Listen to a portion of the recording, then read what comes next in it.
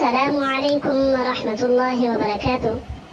میں محمد زید آپ کی خدمت میں ایک نئی سٹوری کے ساتھ حاضر ہوا ہوں۔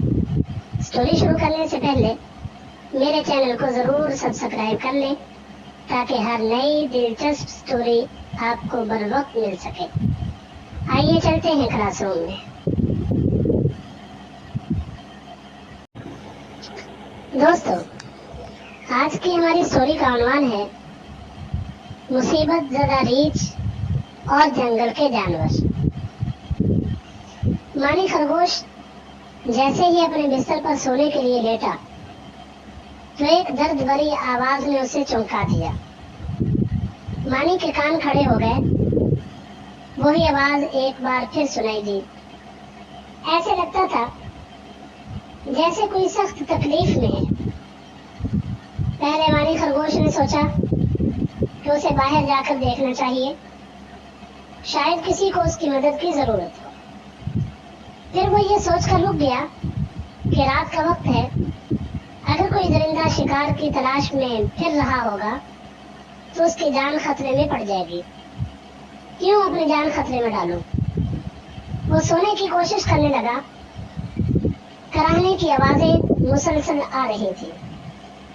کچھ دیر کروٹیں بدلنے کے بعد مانی نے سوچا کہ کسی مصیبت زدہ کی مدد نہ کرنا اچھی بات نہیں ہے۔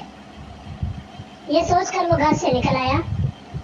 وہ آواز تالاب کی طرف سے آ رہی تھی۔ مانی خرگوش جب وہاں پہنچا تو اسے زمین پر کوئی بیٹھا نظر آیا۔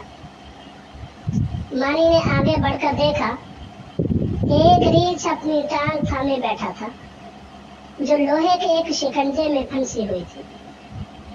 مانی خرگوش نے اس سے پوچھا، تمہاری ٹانگ اس شکنجے میں کیسے پھنس گئی؟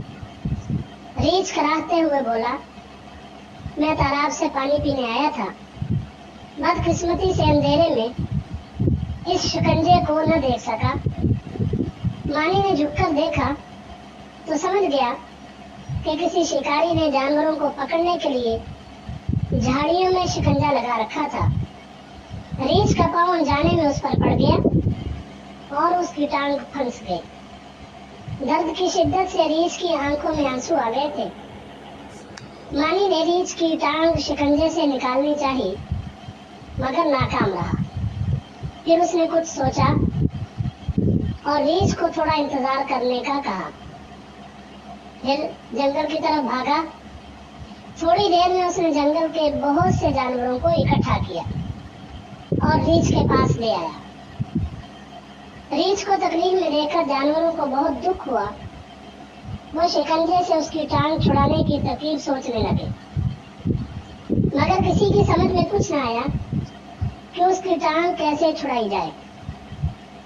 آخر ہنی گلہری بولی، کیوں نہ ہم زمین کھود کر شکنجے کو باہر نکال لیں۔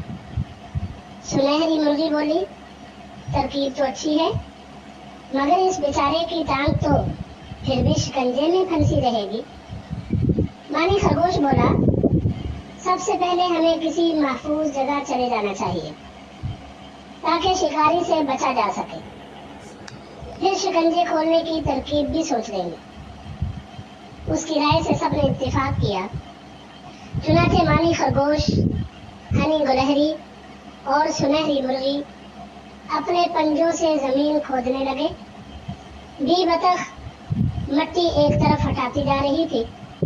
کچھ دیر بعد شکنجا زمین سے نکل آیا۔ سب جانوروں نے مل کر لوہے کا بھاری شکنجا اٹھایا اور کسی محفوظ جگہ کی تلاش میں چل پڑے۔ ریچھ بھی لنگڑاتا ہوا بڑی مشکلوں سے شکنجے کے ساتھ ساتھ چل رہا تھا۔ وہ سب ایک پہاڑی کے پاس پہنچ کر رک گئے۔ وہاں مانی خرگوش نے شکنجے کا اچھی طرح جائزہ لیا تو اسے ایک کیل نظر آئی۔ اس نے زور سے کیل کھینچی تو شکنجا ایک جھٹکے سے کھل گیا۔ سب جانور ڈر کر پیچھے ہٹ گئے اور ریچھ ایک دم کھڑا ہو گیا۔ اس کی ٹانگ آزاد ہو گئی تھی۔ ریچھ کو آزاد دیکھ کر سب جانور خوش ہو گئے۔ ریچھ نے ان سب کا شکریہ ادا کیا اور سب جانور اپنے گھروں کو چلے گئے۔ دوسرے دن شکاری اس خیال سے शिकंजा देखने आया कि शायद उसमें कोई शिकार फंस गया हो, लेकिन ये देखकर वो हैरान हो गया कि वहां शिकार तो क्या, शिकंजा भी गायब था। कमजोर जानवरों ने अपने इत्तेहाद से चालाक शिकारी को शिकस्त दे दी थी। वो शिकार के लालच में अपने शिकंजे से भी हाथ धो बैठा था। प्यारे बच्चों, आज की इस कहानी से हमें ये पता चला कि आपस का इत्तेफाक और आपस की मोहब्बत बहुत बड़ी चीज है। इससे बड़े से बड़ा दुश्मन भी हमेशा हमेशा के लिए नाकाम हो जाता है। इसलिए हर एक के काम आकर हर एक का दिल जीत लेने की कोशिश करें, ताकि सब आपसे मोहब्बत करने वाले बन जाएं। दोस्तों, आज की वीडियो अच्छी लगी हो तो वीडियो को लाइक और शेयर जरूर करें। मिलते हैं एक नई स्टोरी के साथ। अपना बहुत ज्यादा ख्याल रखिएगा। अल्लाह हाफिज।